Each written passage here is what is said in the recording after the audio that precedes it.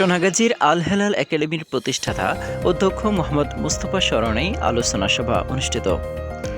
আজ 2 এপ্রিল বুধবার সকাল 10 ঘটিকায় আল হেলাল একাডেমি মিলনায়তনে সোনাগাজী আল হেলাল একাডেমি, ফেনী শাহিন একাডেমি সহ বহু প্রতিষ্ঠানের প্রতিষ্ঠাতা মরহুম অধ্যক্ষ মোহাম্মদ মোস্তফা স্মরণে অধ্যক্ষ মোস্তফা স্মৃতি ফাউন্ডেশন কর্তৃক আলোচনা সভা ও দোয়ার অনুষ্ঠান সম্পন্ন হয়েছে।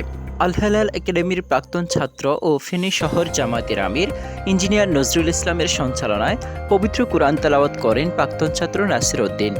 প্রথিতযশা প্রবীণ আলেমীদ্দিন মাওলানা মোহাম্মদ শিহাবুদ্দিনের সভাপতিত্বে অনুষ্ঠানে প্রধান অতিথি হিসেবে উপস্থিত ছিলেন আল হেলাল একাডেমি ম্যানেজিং কমিটির সভাপতি শামসুল হক এম.কম।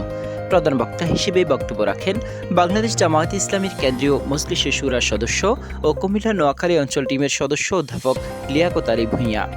বিশেষ বক্তা হিসেবে বক্তব্য রাখেন বাংলাদেশ জামায়াত ইসলামী ঢাকা মহানগরী উত্তরের সহকারী সেক্রেটারি ও দাগনভূঞা সোনাগাজী উন্নয়ন পরিষদের চেয়ারম্যান ডাক্তার ফখরুদ্দিন মানিক। মরহুম মোহাম্মদ মোস্তফার বর্ণাঢ্য রাজনৈতিক জীবন নিয়ে আলোচনা পেশ করেন ফেনী জেলা জামায়াতের নায়েবে আমির অধ্যাপক আবু ইউসুফ, জেলা পেশাজীবী ফোরামের সভাপতি আবু বকর সিদ্দিক মানিক, উপজেলা জামায়াতের আমির মাওলানা মোহাম্মদ মোস্তফা, সোনাগাজী পৌর জামায়াতের আমির মাওলানা কালিমুল্লাহ, সোনাগাজী কামিল মাদ্রাসার সাবেক ভারপ্রাপ্ত অধ্যক্ষ মাওলানা মোহাম্মদ হোসেন আহমদ, বিশিষ্ট সমাজসেবক ও বিশিষ্ট ব্যবসায়ী ওমর ফারুক, সোনাগাজী পৌরসভা 3 নং ওয়ার্ডের সাবেক কমিশনার আব্দুল মান্নান প্রমুখ।